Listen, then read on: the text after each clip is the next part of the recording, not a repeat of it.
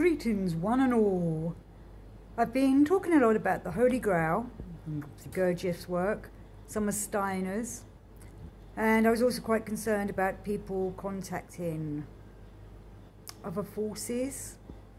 Now Steiner says that the Christ is now in the etheric realm, that he will not be coming back as the, well, there is a second coming, but not in a physical form, it be in the etheric form, and that we can reach Christ by attaining, building our own etheric bodies and going forward into the etheric realm.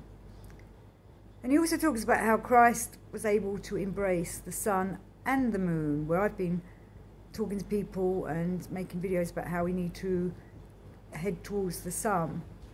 But Steiner says that where Christ was able to embrace the sun and the moon and take them both into his body, that turned him into the Holy Grail, and that he is the Holy Grail, the Christ. And that's what we should be attempting to contact and work with and be a part of. Not apart from, as in distant, a part as in being in with Christ, working with the Christ. Now, not everyone wants to work in a what's said to be a Christian sense of the word, but this isn't as in the ancient.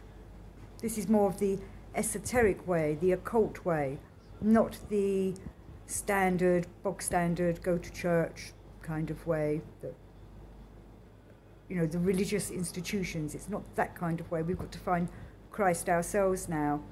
And I've been reading a lot about Elijah lately. I wrote a book about Elijah many years ago, the prophet Elijah. And I've been looking at what Steiner's been saying about this wonderful prophet, you know, who was able to survive the droughts and the famines and took on the battle against the Baal cult, and had the where King Ahab and Queen Jezebel were still continuing the pagan ways. And Steiner was saying Elijah was bringing in a new way of looking at or being in touch with the divine. When Moses was up Mount Sinai,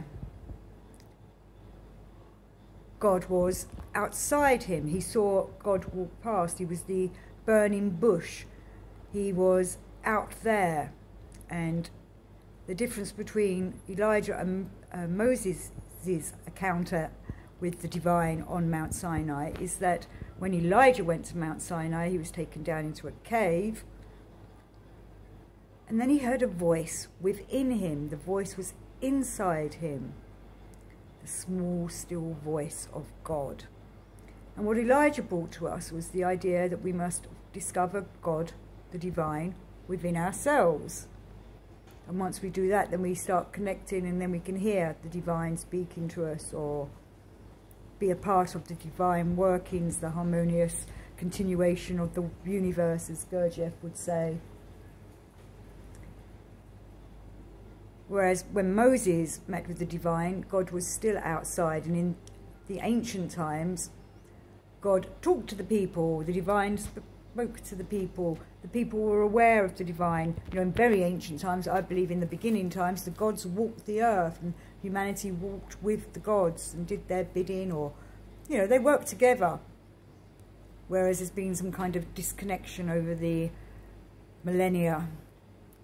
And I'm still trying to figure out whether that was on purpose, or whether there was, you know, to help us develop and become gods in ourselves maybe, or whether that was the dark forces bringing this disconnect.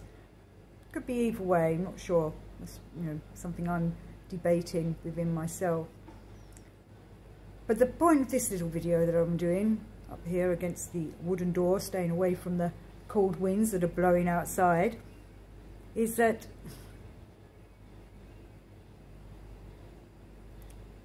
I was talking in another video about black magicians and black magic. We do need magic to help ourselves. Magic's a word that has many connotations, but from the occult point of view, it's just ancient teachings and ancient words and ancient rituals that we can still partake in and find the divine within us, and then have that connection. And I know I've been doing a lot of very theological talks lately, But I do think it's really important, as Swami Vivekananda says, you know, find God, nothing else matters. And I feel that in these strange times where we're being manipulated by the current events, possibly black magic being used by those in charge. These are all my own points of view, though I know many others feel the same way. Depends on how you feel about the narrative. We can break them spells, awaken ourselves, and go on and be the true human being that we are supposed to be, and reconnect with the divine. If you think that's what your mission is, you know, it's different for everyone. You know, what is your purpose on this planet? What is the purpose of human beings walking this planet? Oh, I have so many different views on that. Are we here to feed the archons? Are we here to evolve and become gods ourselves?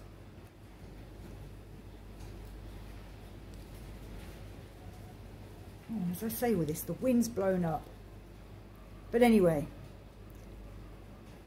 go forward, be strong, stay awake, don't be controlled, find your soul, save your soul. For it's our souls that are the most important thing. God bless you all.